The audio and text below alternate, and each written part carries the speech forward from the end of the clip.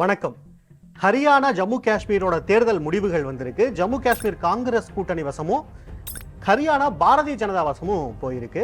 இதுல ஹரியானா தேர்தல் களம் தான் ரொம்ப ரொம்ப சுவாரஸ்யமான ஒண்ணு. ஏன்னா அங்க வெறும் ஓட்டிங் மட்டும் நடக்கல, கவுண்டிங் மட்டும் நடக்கல, ஒரு மல்யுத்தமே நடந்திருக்கு.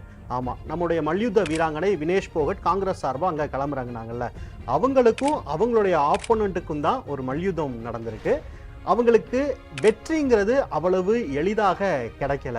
அந்த கவுண்டிங்ல எப்படி அந்த மல்யுத்தத்துக்கு நிகரான ஒரு பரபரப்பு இருந்துச்சு அப்படிங்கிறதான் பார்க்க போறோம். ஹரியானால ஜுலானா அப்படிங்கிற தொகுதியில தான் வினேஷ் போகட் காங்கிரஸ் சார்பா களமிறக்கப்படுறாரு. அவருக்கு வயது 30. பரபரப்பா விளையாட்டுல இருந்தவர். ஒலிம்பிக்ல என்ன நடந்துச்சுன்னு உங்களுக்கு எல்லாருக்குமே தெரியும். அதன் பிறகு அவர் அரசியலுக்கு வர்றாரு. அவருடைய ஆப்போனன்ட் யாரு அப்படின்னா பாஜகல கேப்டன் யோகேஷ்குமார். அவரு பாஜகல ஒரு சாதாரண உறுப்பினர்லாம் கிடையாது. பாஜகவினுடைய யூத் விங்கோட வைஸ் பிரசிடென்ட் ஹரியானா மாநிலத்துக்கு. இதற்கு முன்பு அவர் இந்திய ராணுவத்தில் கேப்டன் பதவியை வகிச்சிருக்காரு. அப்புறம் கமர்ஷியல் பைலட்டா இருந்தாரு. அதன் பிறகுதான் அவர் அரசியலுக்கு வர்றாரு. மூன்றாவது நபர் இருக்கார்ல, அவர் தான் ஜேஜேபி கட்சியினுடைய அங்க சிட்டிங் எம்எல்ஏவா இருந்தவர். 2019 எலெக்ஷன்ல வெற்றி அடைஞ்சு அங்க எம்எல்ஏவாவே இருந்தவர். நான்காவது வேட்பாளர் அவர் ஒரு ரெஸ்லிங் வீரர் தான். அவங்க ஆம் ஆத்மி கட்சியை சேர்ந்தாங்க. இப்படி ஒரு 4 முனை போட்டி தான் அங்க நிலவுது அந்த தொகுதியில. சரி, இந்த 4 முனை போட்டியில என்ன பிரச்சனை அப்படின்னா, அவங்க பிரச்சாரம்லாம் உங்க எல்லாருக்குமே தெரியும். பிரச்சாரம்லாம் நடந்து முடிஞ்சிச்சு, ஓட்டிங் நடந்து முடிஞ்சிச்சு. கவுண்டிங்ல தான் அந்த மல்யுத்தம் நடந்தது. வினேஷ் போகட்டுக்கும் பிஜேபியினுடைய வேட்பாளர் யோகேஷ்குமாருக்கும். அந்த கவுண்டிங்ல என்ன நடந்துச்சு அப்படிங்கிறத பார்க்கலாம். கிட்டத்தட்ட மல்யுத்தத்துக்கு நிகரான ஒரு பரபரப்பு. ஏன்னா ஃபர்ஸ்ட் ரவுண்ட் தொடங்குது. இந்த ஃபர்ஸ்ட் ரவுண்ட்ல போகட் லீடிங் எடுக்கிறாங்க. கிட்டத்தட்ட 200 ஓட்டு லீடிங்ல அவங்க இருக்காங்க. ரெண்டாவது ரவுண்ட்ல யாருடைய கை ஓங்குதுன்னா யோகேஷ்குமார் பிஜேபி வேட்பாளருடைய கை ஓங்குது. ரெண்டாவது ரவுண்டோட பாதிக்கு மேல கிட்டத்தட்ட அவர் லீட் பண்ண ஆரம்பிச்சிடறாரு. மூணாவது ரவுண்ட் முடியும் போது கிட்டத்தட்ட 3000 ஓட்டுகள் வித்தியாசத்துல பிஜேபி வேட்பாளர் யோகேஷ்குமார் முன்னிலை பெறுகிறார். சோ பதற்றம் அங்கிருந்தே உருவாக ஆரம்பிக்குது.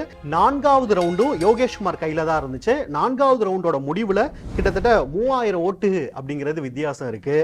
5வது ரவுண்ட்லயும் போகட் பின்தொடரக்கூடிய ஒரு இடத்துல தான் இருக்காது. 5வது ரவுண்ட்லயும் யோகேஷ்குமார் தான் முன்னிலை பெறுகிறார் கிட்டத்தட்ட. ஆனா இங்க தான் ஒரு ட்விஸ்ட். கிட்டத்தட்ட 2000 3000 அப்படின்னு இருந்த முன்னிலை 5வது ரவுண்ட்ல 1417 குறையுது. இருவருக்கு இடையிலான வித்தியாசம் கொஞ்சம் கொஞ்சமா வினேஷ் போகட்டோட கை இந்த 5வது ரவுண்ட்ல இருந்து உயர ஆரம்பிக்குது. 6வது ரவுண்ட்ல அது 1200 மாறுது. கிட்டத்தட்ட 200 வாக்குகள் குறைஞ்சிருக்கு வித்தியாசம் அப்படிங்கிறது. ரவுண்ட் 7, இந்த 7வது ரவுண்ட்ல தான் ஒரு பெரிய ட்விஸ்ட் நடக்குது.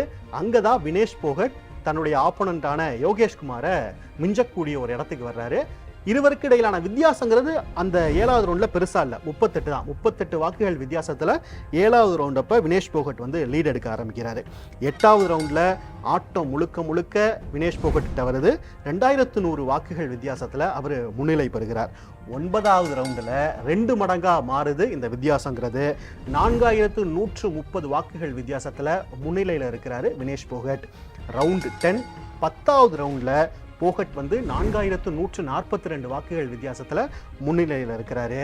ரவுண்ட் 11, இந்த 11வது சுற்றுல தான் பெரிய அளவுக்கான வித்தியாசம் உருவாகுது. இருவருக்கு இடையில 6050 வாக்குகள்ங்கிறது வினேஷ் போகட்டுக்கும் யோகேஷ்குமாருக்கும் இடையில உருவாகுது.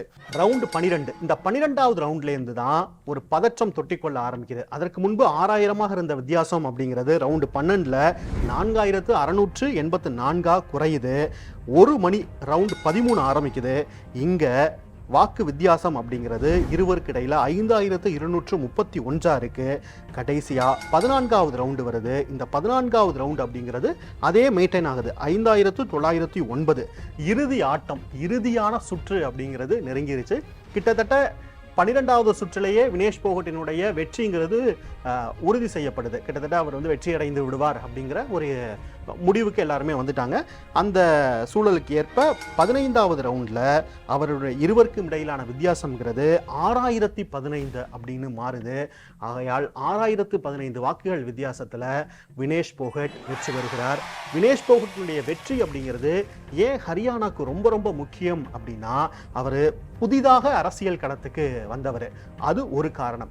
2வது காரணம், அவர் போட்டியிட்ட அந்த ஜுலானா அப்படிங்கிற தொகுதி இருக்குல்ல, அதுதான் ரொம்ப ரொம்ப முக்கியமான தொகுதி. ஏன்னா அந்த தொகுதியில கடைசியா காங்கிரஸ் ஜெயிச்சது 2005ல. கிட்டத்தட்ட 19 வருடங்களா அந்த தொகுதி காங்கிரஸ் வசமே கிடையாது.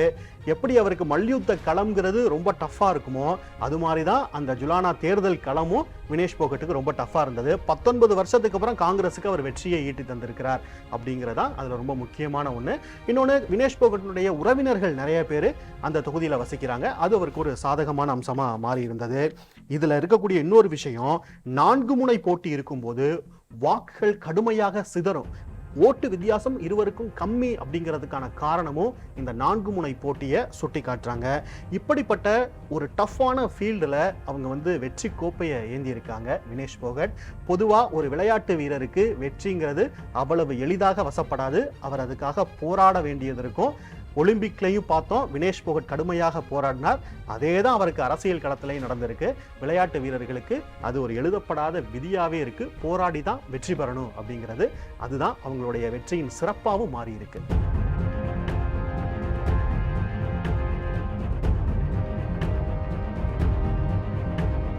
உடனுக்குடன் செய்திகளை தெரிந்து கொள்ள சன் நியூஸ் பெல் ஐகானை கிளிக் பண்ணுங்க.